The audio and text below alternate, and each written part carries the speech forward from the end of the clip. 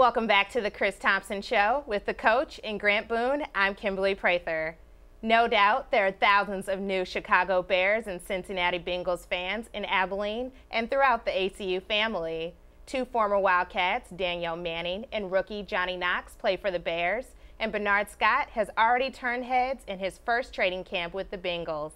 Brandon Tripp takes a look at each in a new feature we call the X Factor. They were three of the most productive players in the ACU football program's 90-year history when they played for the Wildcats. Now, Johnny Knox, Bernard Scott, and Danielle Manning are all on NFL training camp rosters, helping to continue to bring ACU to the forefront of Division II football. Knox and Scott are both rookies looking to land spots on their team's final 53-man roster. Manning is beginning his fourth season with the Chicago Bears after being drafted number 42 overall in 2006. Manning is expected to start at the free safety position, and he is also expected to be the team's primary kick returner. Manning sat out against the Bills in the team's preseason opener, nursing a sore hamstring muscle. His new teammate and fellow former Wildcat, Johnny Knox, saw action against the Bills, catching 2 passes for 22 yards and returning 1 kick for 39 yards. For now, Knox is listed as a backup receiver, but he is vying for one of the receiver positions on the team's final roster. Bernard Scott has created some of the biggest buzz around the Bengals training camp after being drafted as a 209th pick in the 2009 draft. Scott has quickly climbed his way up the depth chart. In the Bengals preseason opener in New Orleans, Scott led the team with 6 rushes for 30 yards. Scott has caught the eye of many in Cincinnati, including the team's starting quarterback Carson Palmer, who has said Scott, quote, has made the most plays and dropped the most jaws of any Bengals rookie. For the Chris Thompson Show, I'm Brandon Tripp. Coach, it's great to see those guys in NFL uniforms. Each one of them, Danielle, Johnny, and Bernard, has been very vocal in crediting you and the coaching staff and ACU with how they have matured as football players and as men. How does that make you feel as a man and as a coach? Well, it's just good to see them get a chance to move on and play at the highest level. You know, we always knew Danielle, anytime it was a big game, he would step up another notch, and Bernard and Johnny were the same way. And when you see them out there in those uniforms playing against the best in the world, you see their game elevate, and it's really awesome to see them go from playing in front of 9,000 or 10,000 to 100,000. You know, and Bernard, I think the other night had some really big runs. I didn't get to see the game, but everybody said, man, he looks like he belongs. You know, and then you watch Danielle play, and it's obvious he belongs. I think he led the league in kickoff returns last year, and I know Johnny had a pretty good game the other night. So we're proud of those guys, and we follow them and keep in touch with them and try to encourage and support them from afar. And they play, in fact, against each other on October 25th. The Bears visit the Bengals there in Cincinnati.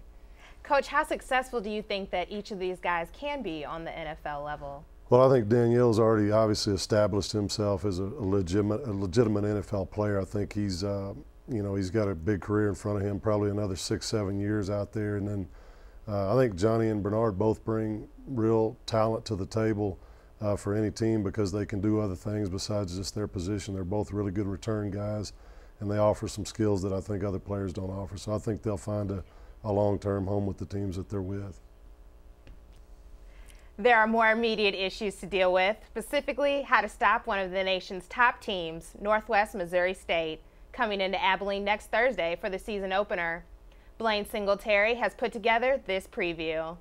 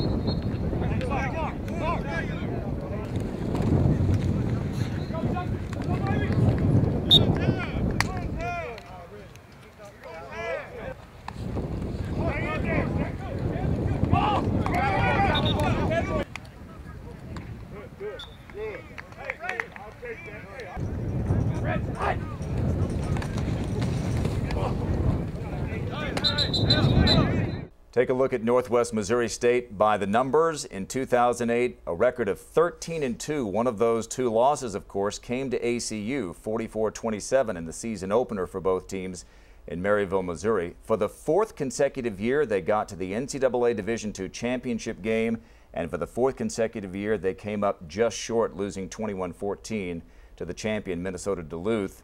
And as you look at their offense and defense numbers as a team, you'll also see that LaRon Council returns. The senior led the NCAA with 36 touchdowns. Coach, the 2008 season began and ended with Northwest Missouri State. They're ranked number 2 and ACU is ranked number 5. Talk to me about how they compare as an elite team in the nation. Well, it's obvious. I mean, they're there every single year in the national championship game in Florence, Alabama, and they're in our region, so we wanted to get them on the schedule 2 years ago and figure out what it's going to take to get to a national championship. Fortunately, we were able to prove to ourselves that we can beat them last year up there at their place, but then they improved greatly during the season, came in and beat us in the playoffs. So this is the third time we'll play them in a span of 1 year. People will tell you you're crazy for doing that, but we want to see where we stack up, and we want to get to where they are. So the only way to do that is to go play those teams. We have great respect for them, and obviously they're a great program. Well, let's talk about Northwest Missouri State under Coach Mel Churchma, specifically game planning this offense and this defense. We mentioned LaRon Council, he's back, and Blake Bowles, their quarterback, who did some good things against ACU in that playoff game, coming in for Joel Osborne. Well, number one, they do have great personnel. They've got the Offensive Player of the Year preseason nationally in LaRon Council. He's just like Bernard was in terms of he's a scoring machine. He can score from anywhere on the field, and Bowles did some great things in a playoff game against us. But it's not just their personnel. They do a great job with their scheme. They do a lot of different stuff. Coach Johns has been up half the night for about the last 2 months trying to figure out everything that they do. And so great personnel, great coaching on that side of the ball, and we've got to figure out a way to slow them down. It should be a good battle, good test for both teams, a matchup of top 5 teams in the nation. We're coming back to wrap up this first episode of the Chris Thomsen Show for 2009 after this. 9-0, second ranked in the nation, ACU Wildcats.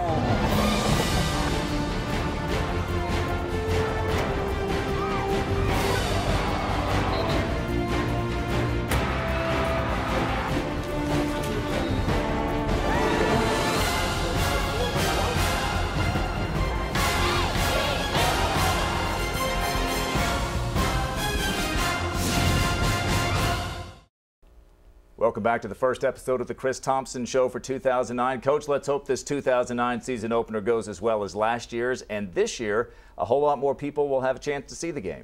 Yeah, this will be the first nationally televised game in the history of Shotwell Stadium. Our players and coaches are very, very excited and looking forward to a great night. All right, CBS College Sports has the telecast nationally, 7 o'clock Thursday night.